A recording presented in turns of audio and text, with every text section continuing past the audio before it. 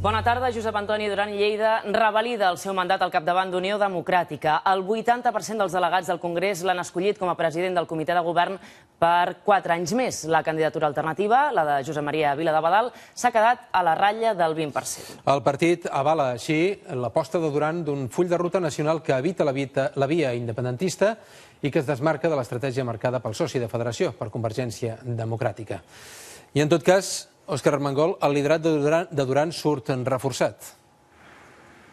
Sí, ell mateix ho ha reconegut quan en el seu discurs de cloenda ha agraït a l'alcalde de Vic haver contribuït a reforçar el seu lideratge dins del partit. El cert és que després que fa 4 anys en l'últim congrés Duran no va tenir cap rival, el fet que aquest cop hagi hagut de mesurar les seves forces enfront d'una candidatura alternativa ha permès comprovar que al cap de 30 anys Duran manté un ampli suport entre les bases del partit. Una victòria, com dèiem, contundent del 80,2% dels vots del miler de compromissaris que han participat en aquest congrés davant del 19,2% que ha obtingut Viladebadal, que aspirava a un percentatge superior, volia superar el 20%, però que ja considera un èxit haver pogut arribar en aquest congrés. Satisfacció entre la candidatura guanyadora, amb Josep Maria Pelegrí, per exemple, que repetirà com a secretari general d'Unió. Un cop proclamats aquests resultats, Duran s'ha dirigit a tots els partits presents a l'auditori en aquest acte de cloenda, especialment al PSC,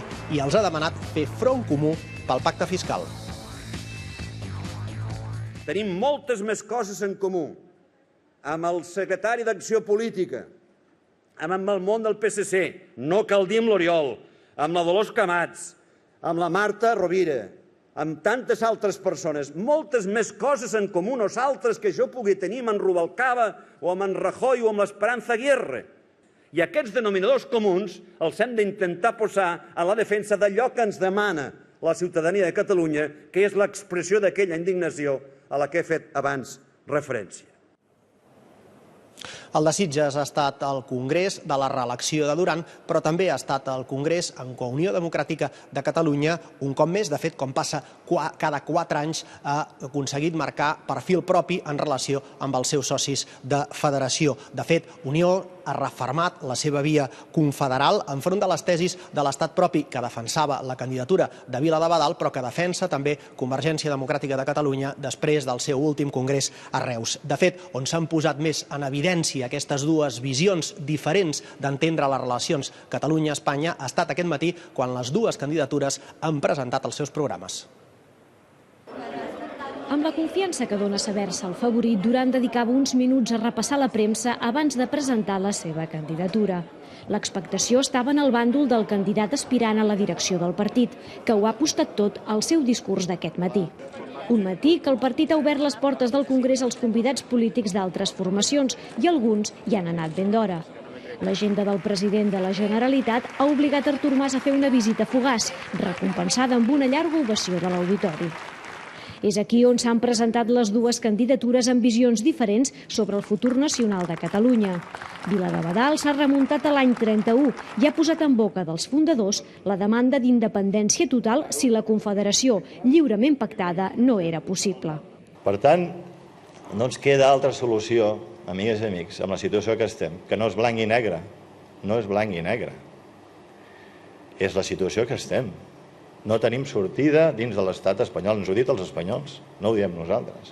Queda exclusivament assolir, com deien els nostres pares, la independència total, un estat propi. Duran també ha estirat de l'esperit fundacional al que s'ha declarat fidel. I clar que defensem, ho hem defensat sempre el dret a l'autodeterminació, però amigues i amics compromissaris, l'important per un poble no és tenir els drets, no ens serveix de res tenir drets si no tenim darrere nostra una gran majoria, no només el 45% de ciutadans que estiguin disposats a exercir aquest dret. Duran ha assegurat que en moments com aquest Unió necessita una direcció forta i ha confessat el deure que sent de seguir revertint en el partit tot el que en rep, en resposta a la demanda de Viladebadal de limitar els mandats. Pràcticament ningú dubtava de la victòria de Duran i Lleida. La incògnita eren els suports que obtindria la candidatura de Viladebadal. Ara la pregunta és saber quin és el paper que tindrà el sector sobiranista dins el partit. Rosa Taboada, TV3, Sitges.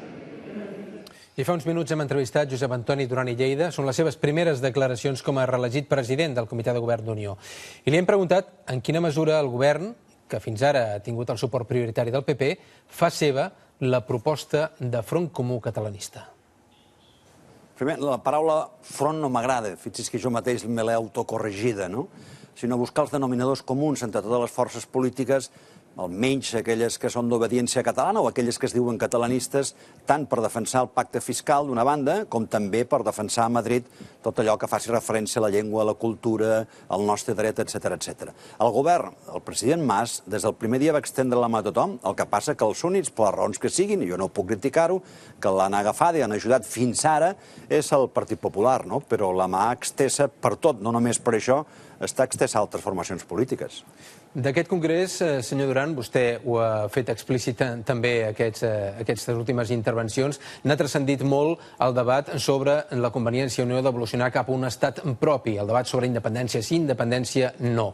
I al final s'han adoptat les seves tesis que descarta aquesta expressió, la de l'estat propi. Desmarcar-se d'una manera tan explícita també del soci de Federació Convergència no afecta a les relacions?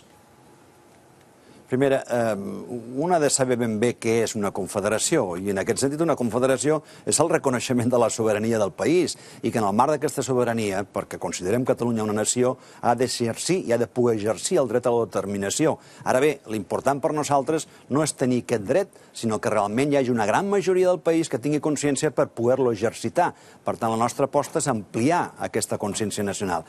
Però això no està renyit, al meu entendre, amb el fonament principal de Convergència Democràtica de Catalunya, i en qualsevol dels casos és obvi que pot haver-hi sensibilitats diferents i per això sumem i no restem, no? Però reitero, no veig tantes diferències que sobretot que ens inviabilitzen la col·laboració de futur. Li dona alguna importància als comentaris que ahir es van fer a través de Twitter per part de Josep Rull, el secretari d'Organització de Convergència, respecte a aquesta posició d'Unió, respecte a la independència? No, jo respecto molt les persones.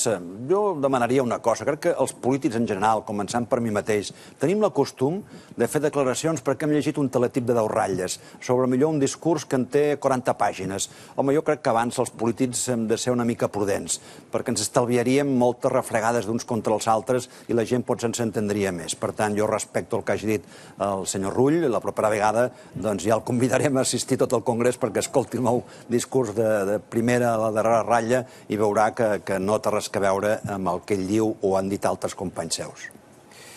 I en clau de la situació interna d'Unió, aquesta vegada hi ha hagut un candidat alternatiu, una candidatura alternativa a la seva, ha obtingut a prop d'un 20% dels vots dels delegats. Com valora l'estat de la unitat interna d'Unió després d'aquest congrés? Jo crec que cada 2 anys nosaltres, cada 2 congressos tenim alguna candidatura alterna. Ho he tingut jo en els darrers temps, no? I això és un signe de que el partit està viu, és un signe de democràcia interna. Jo li agraeixo molt especial al senyor Viladabadal que hagi presentat la seva candidatura. Jo avui soc més líder que abans, és a dir, soc més líder amb una candidatura alternativa davant de la qual trec més del 80% que no si n'hagués tret el 93%, però estant jo sol. Per tant, jo agraeixo moltíssim a en Viladabadal la seva aportació, que és molt bona, aquí no sobra ningú, i sobretot li agraeixo que hagi posat en evidència aquest actiu d'Unió Democràtica, que és la vida interna i que és, per tant, la vida democràtica del partit.